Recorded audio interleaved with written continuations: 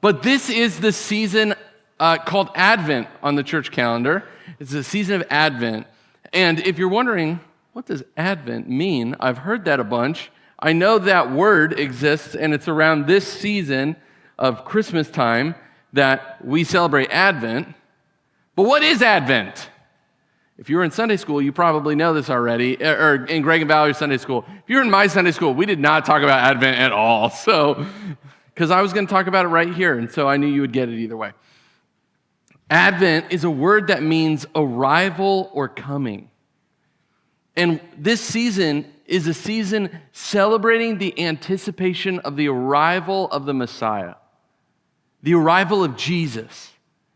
And we have some candles up here and an Advent wreath. And so today, the first week of Advent, the first Sunday of Advent, though it is still November, yes, it still counts because of how the calendar falls. So November 30th can be the first week of Advent. This is the week dedicated to hope. To hope. And so we're going to talk about a little bit of hope this morning, but we're kicking off this new series called The Sounds of Christmas. And so we're going to look at some songs and sounds of Christmas throughout this series. We thought it'd be a fun way to spend our time. And if you know me, and you know my love of Christmas, what Christmas song from the Bible do you think I'm preaching on today? Mary's Song. That's right. That's right. Not Mary, did you know, Jonathan? Mary did know. She sang about it. She also had an angel come and tell her. She knew. I don't like Mary, did you know? Can you tell? It's just, it just makes her seem like she wasn't paying attention when the angel visited her. If anybody knew, Mary knew.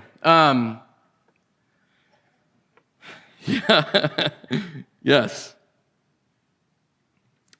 But I'm so excited to talk about this. We're going to take a look at one of the songs of Christmas. And now, to be fair, this is a song that is roughly 9 months before Christmas because she sings it very quickly after she finds out she's become pregnant, which ironically, the date kind of historians place the birth of Christ is in the fall, their best guess, and that it might be in September, which ironically, if you count 9 months backwards from there, puts you back at Christmas. So it's a Christmas song either way. Christmas song either way.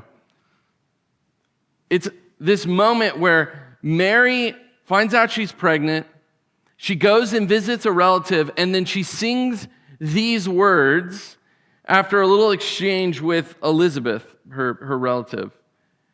And this is what it says.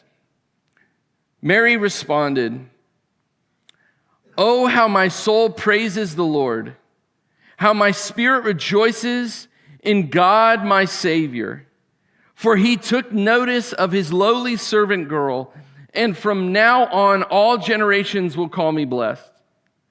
For the Mighty One is holy, and he has done great things for me. He shows mercy from generation to generation to all who fear him. His mighty arm has done tremendous things. He has scattered the proud and haughty ones. He has brought down princes from their thrones and exalted the humble. He has filled the hungry with good things and sent the rich away with empty hands. He has helped his servant Israel and remembered to be merciful. For he made his promise to our ancestors, to Abraham and his children forever." Forever. Now, here's what's very interesting. That right there is a real Christmas song. It's like in the Bible Christmas song. Okay? That's a real Christmas song. Now, Mary was visited by the angel, which by all accounts in the Bible is a very terrifying experience. Okay? Everyone who sees angels is terrified. I'm just trying to help our imagination remember what angels are like in the Bible. So maybe the white robes flowing, angel wings like the X-Men character is probably not what we're looking at here. It freaks people out. Okay? Visited by this angel, is told she's going to have a baby even though she herself is a virgin. She's not married. So she then goes and visits her relative, Elizabeth. And here's how crazy this is. Elizabeth is also having a miraculous birth. She's miraculously pregnant. Now, here's the thing. If you look at the story of Zechariah and Elizabeth, here's the thing. They're too old to have kids. The story tells us this, which in your brain should be sending off alarm bells that said, what story could possibly have been like this that we've already read? Abraham and Sarah. They also have this exact same thing happen where God comes and tells them, hey, you're going to have a kid. And he's like, no, I'm way too old. And God's like, you know who's saying it though, right? And in this same story, in this story of Elizabeth and Zechariah, that what they do is Zechariah goes, I'm old, and my wife is well on in years. Notice he called his wife old without calling her old. Do you know that? Without using the word. And God says, okay, you're going to be mute until the baby comes because you didn't believe. Now, by contrast, we do see Mary, who hears this thing from this angel that, by all accounts, should be terrifying, and she just goes, that's cool. And she's a virgin. She's like, I don't even get the mechanics of this. You guys at least have a way of making this happen. And they have 2 miraculous pregnancies in the same family. And she sings this out after interacting with Elizabeth. She sings out this song of praise to God, this Christmas song. And you know what's interesting? It made me think back to another miraculous pregnancy in the Bible in 1 Samuel. There's a woman named Hannah who can't have kids. And she prays at the temple, or the tabernacle at this point. It's not the temple, tabernacle. She prays at the tabernacle.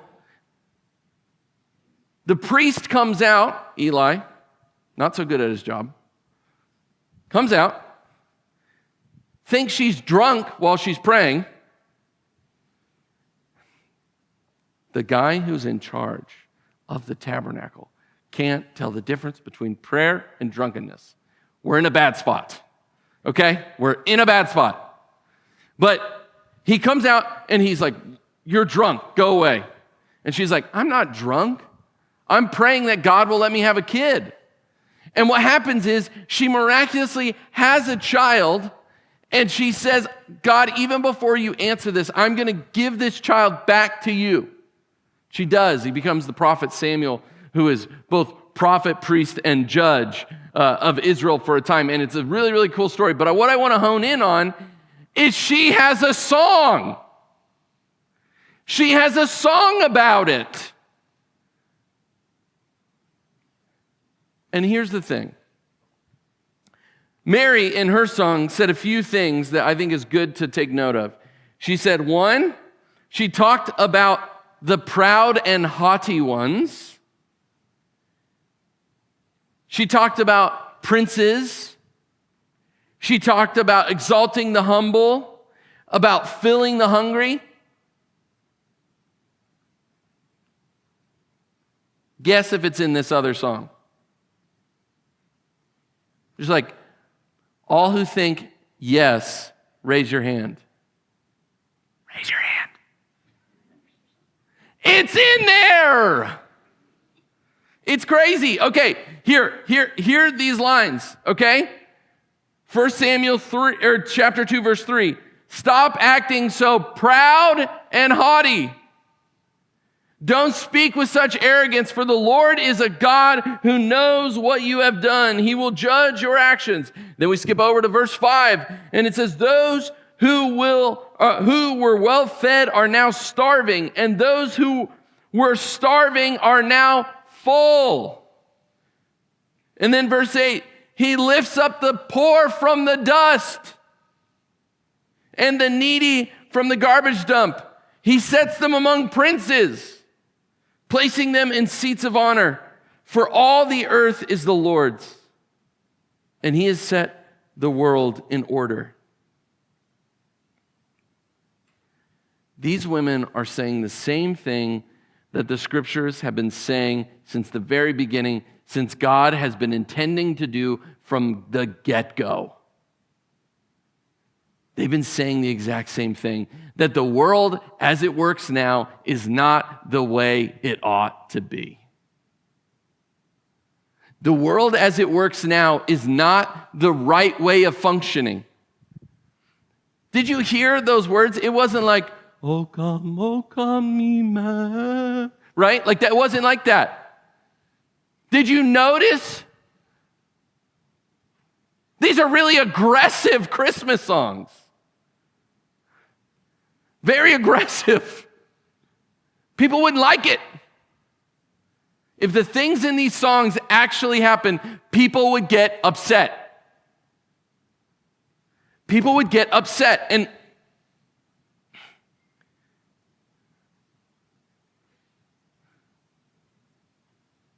this is what is so interesting about these songs, is the world isn't made to work the way it seems to. The wealthy aren't supposed to lord over the poor. The poor were made to sit in the places of honor. The hungry were made to be full. The humble were made to be exalted, and the arrogant were made to be humbled. Do you hear the revolution in this Christmas song? Now, we are in the week of Advent that we celebrate hope. And you know what's interesting about the word hope in the Old Testament? There's a couple words they use that we translate as hope in the Old Testament. But one of the things about these two words is the other way we translate it in the Old Testament is not just hope, but it means to wait. To wait.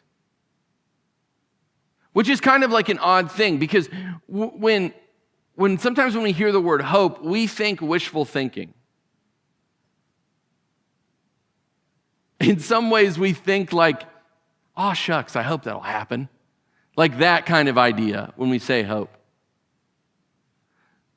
But it's interesting that the words that we use to describe hope in the Old Testament are also the same words as waiting. Like it has a lot less to do with wishing for something and waiting for the inevitable outcome that will be. That when these women are singing these songs, they are singing them hopefully because they're just waiting for the inevitability of their outcome. They're waiting for the inevitability of their outcome. Yesterday, Hannah and I and Taylor and Melissa and Soli, I realized that all of you guys were in here, so I was like, I'll just list everybody that was in our little crew. We went to a funeral, and the pastor was saying on the stage, he was saying something like this, and he said, you know, when you're at a funeral, there's something instinctive that we all feel. We all feel that death is wrong, that it's somehow unnatural. Even if the death is of natural causes, it feels unnatural. There's something inside of us that say, that was too soon.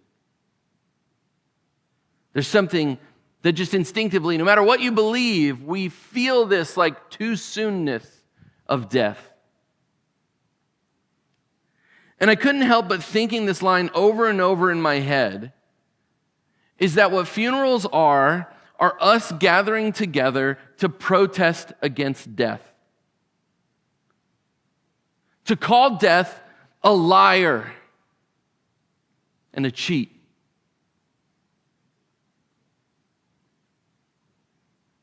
That we come together to protest against this false reality that death is the end. We come together to remind ourselves that death does not have the final word and will be defeated, as the scriptures tell us.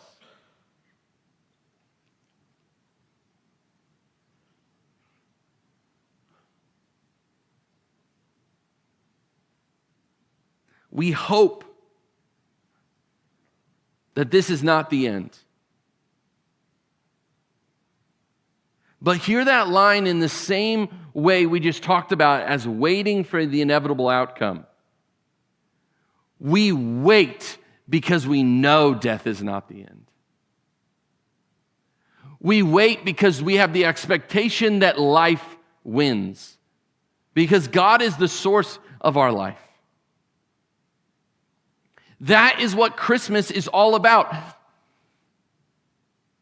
That's what these sounds of Christmas are. It's the sound of hope. It's a reminder that all will be made right. That no matter the pain, the suffering, the death that plagues us, Jesus can be trusted to change everything. That's the reality. So when we come to this Advent season, when we come to this moment where we're celebrating hope, we are celebrating the fact that we are waiting patiently, expecting things to be made right. Because that's what Jesus said he would do. That's what he said he would do. Now, there is something interesting about the Advent season. Typically, we do a great job of celebrating the first part of Advent, which is the candles and the weeks dedicated to hope, joy, peace, love, and to Jesus. But sometimes we forget to remember that Advent holds two places in the Christian imagination. The first being the one we've talked about.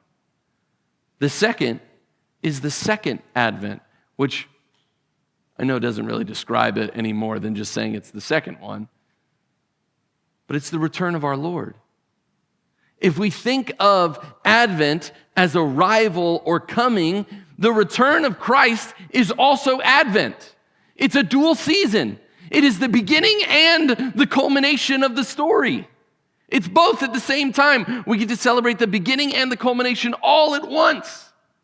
It's this beautiful, beautiful moment.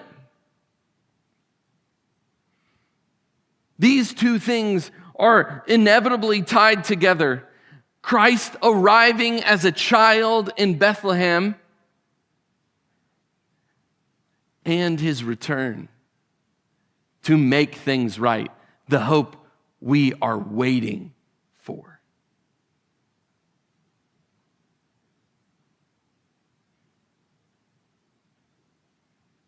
We live in the reality of Jesus coming on Christmas. And we anticipate with hope, expectation, the return of Jesus and the remaking of the world into the words of these women who prophetically wrote these songs. Here's what I'm telling you this morning. Mary's song is filled with fighting words. Did you hear it? Mary's song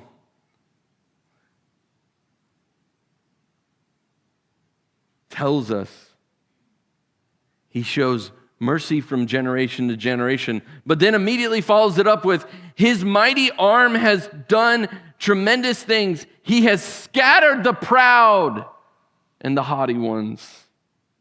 He brought down princes from their thrones and exalted the humble. He has filled the hungry with good things and sent the rich away empty-handed. Do you hear the fighting words? This is what the kingdom looks like. There is no other.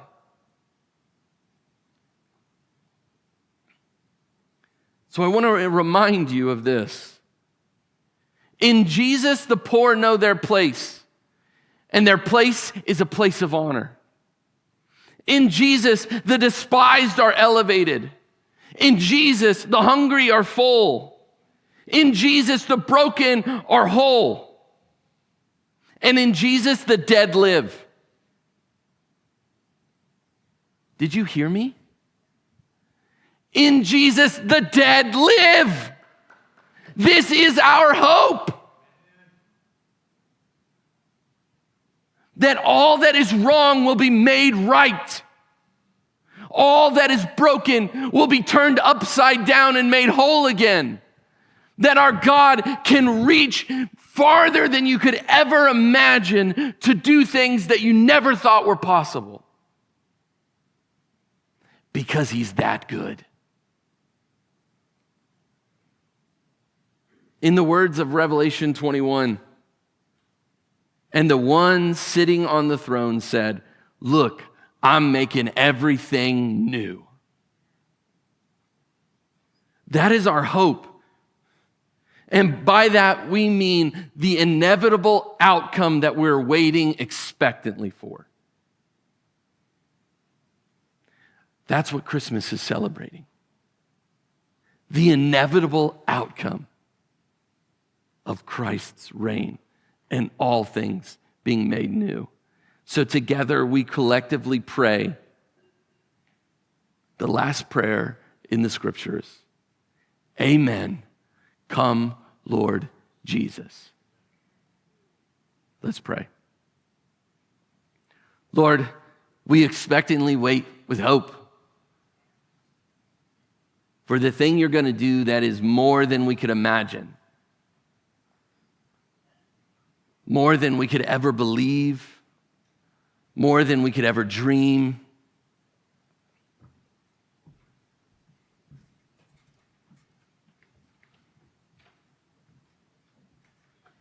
You are more than all of it, Lord.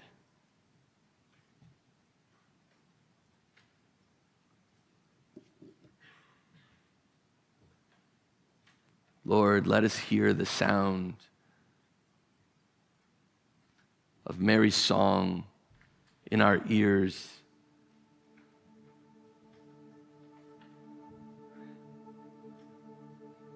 Teach us to be like her.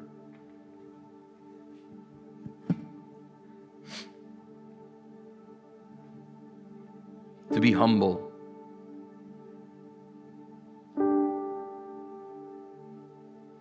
To not think of money and power and position as anything but temporary.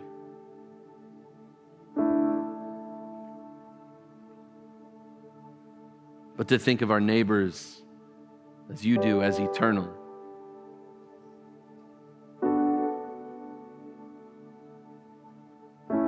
As the poor,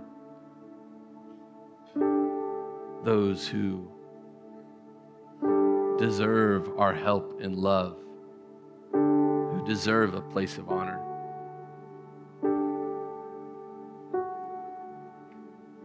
Lord, help us to remember your words in all that we do, and the words of your prophets.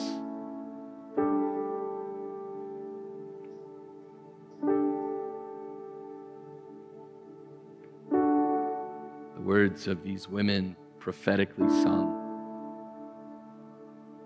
reminding us that the world does not look or doesn't work the way it seems to.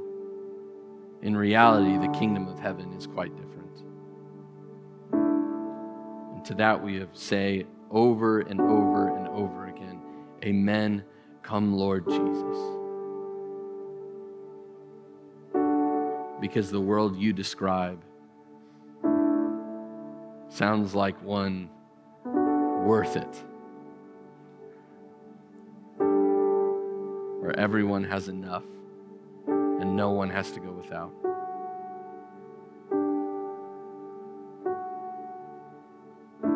Lord, we celebrate this season, a reminder of when you came as a child. It was this inevitable outcome you were running towards.